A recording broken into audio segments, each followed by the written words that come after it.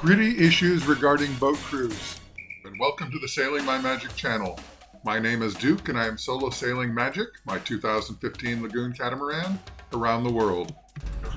If you think you want to have some crew on your boat, or you're thinking of crewing on a boat for the experience, I think you need to watch this video from one end to the other, and maybe more than once. I've been solo sailing this boat for about 3 years, and it's not that I've never had anybody on the boat. I've interviewed a lot of people and put out advertisements, but finding the correct person is difficult. Sometimes it's a simple matter of scheduling, and if that's the case, then I keep in touch with the person just in case we may be able to get together at a later date. I have several conversations with each potential crew member. I want to find out whether they're going to make petty demands, or have a narcissistic personality, or they're a drug user, or have health issues. A boat isn't just a boat. It's a series of compromises and the interaction of several complex systems. So even if you know about boats, you're not going to know about my boat. The first thing a crew member needs to keep in mind is that there can only be one captain. The crew member can make suggestions, they can make requests, but the captain has the ultimate decision. If you're going to demand anything, you probably shouldn't be on any boat. For instance, there are no special meals. If you want constant fresh vegetables, it's not going to happen because you're going to run out of vegetables very quickly. If the menu that night is shellfish, say lobster or shrimp, and you're allergic to shellfish, then you should make a sandwich and get far enough away that it's not going to bother you, not demand another meal. Also, there are no special sleeping schedules. If you're a night owl or an early bird, sure, you can request a particular shift, or you can swap for a particular shift, but we all have to take shifts that we don't like. Everyone needs to be willing to help clean on the boat. I usually try to pick one day a week and clean everything at that time, and everything does get dirty on a boat, but many hands make light work. Please click on like and subscribe if you haven't already. It's totally free and it really does help me. There are no special bathing privileges. Some boats don't have water makers.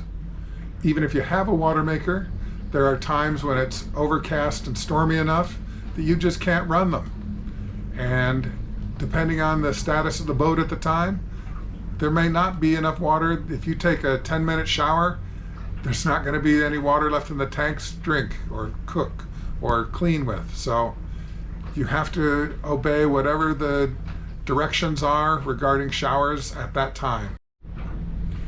There are jokes about smelly sailors, but sometimes it's necessary to have severe water restrictions.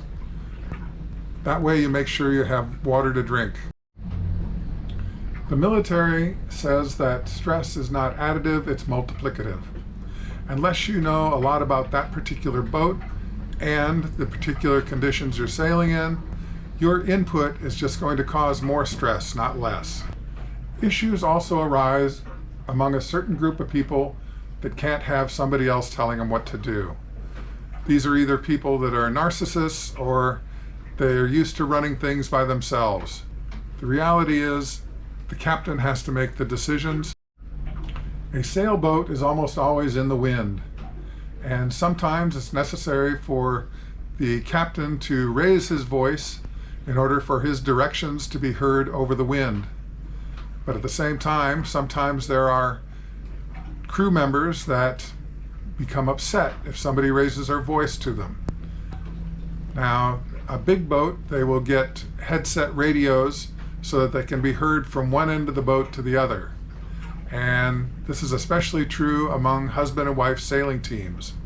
They call these radio headsets marriage savers. Each additional crew member on the boat requires additional food, water, and electricity. Crew members that are experienced are going to have to be trained on what's different on your boat, but all crew members are going to need training.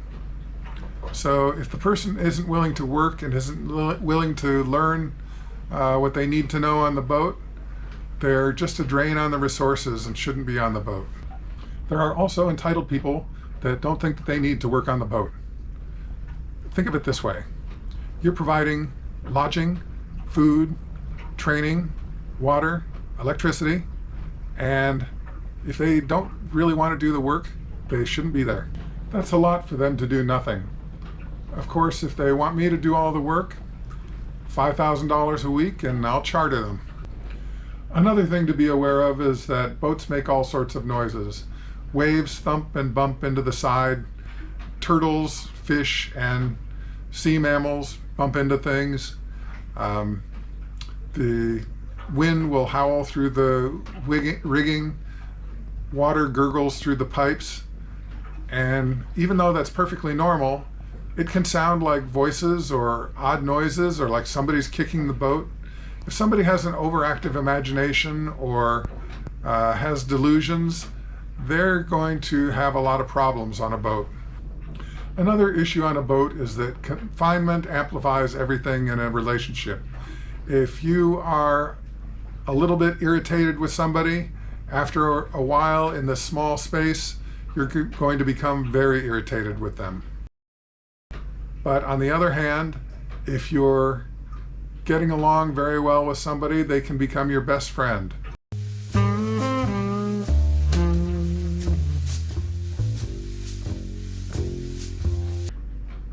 In a prior video, I mentioned that there's no drinking on my boat during a passage.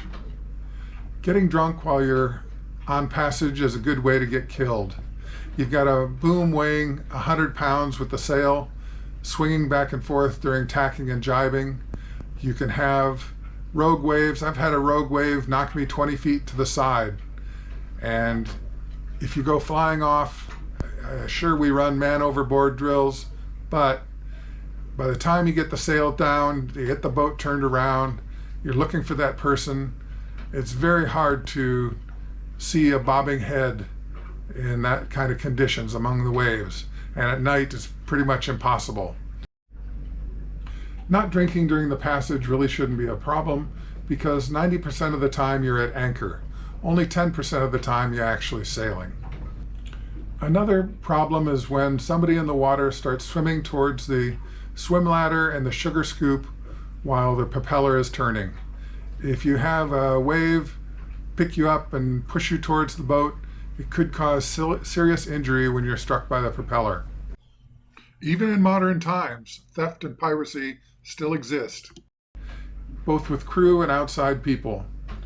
Now with crew, when interviewing people, I'm asking questions, and I've had a couple of separate people asking the wrong questions and not paying attention to the usual things that crew members pay close attention to. And it got me to thinking that a hijacking was a potential with those two, and I had to tell them each separately, no thank you. One act of piracy was on the Atlantic side, and two were on the Pacific side. Usually people want to crew for a particular passage or a specific amount of time. But what do you do when something happens along the way? Some catastrophe. The boat breaks down. The person gets sick or injured. Something happens where they can't complete it. So they need to have money on hand to be able to get home. Now some places, like French Polynesia, they require you to have a return ticket in your hand, even though you're coming in by boat, or you post a bond for the amount of a ticket, showing that you can leave the country if it's necessary. I would suggest that you have the person have enough money on hand that they can get an airline ticket back to wherever they came from. Every captain I've ever spoken to has said the one problem with short-term crew members is by the time that you get them trained, they're leaving. I've covered a whole host of issues that you can have with crew members. So what are the advantages? As a captain, one of the big advantages is that the crew members can take a shift for a watch at night, and the captain can get some sleep. There's also an issue of videos.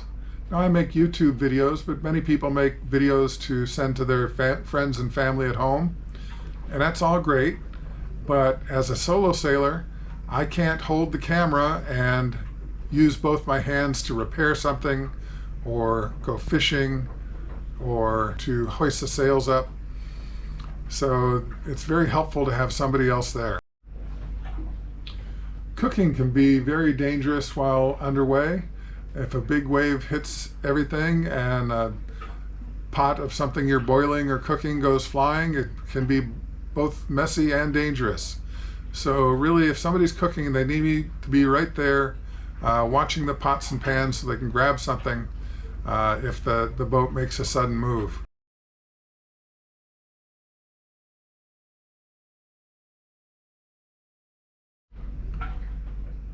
With all that being said, when you have the right people on a boat, you're going to have an awesome time. Now it's time for the Sailor's Delight, a sundowner.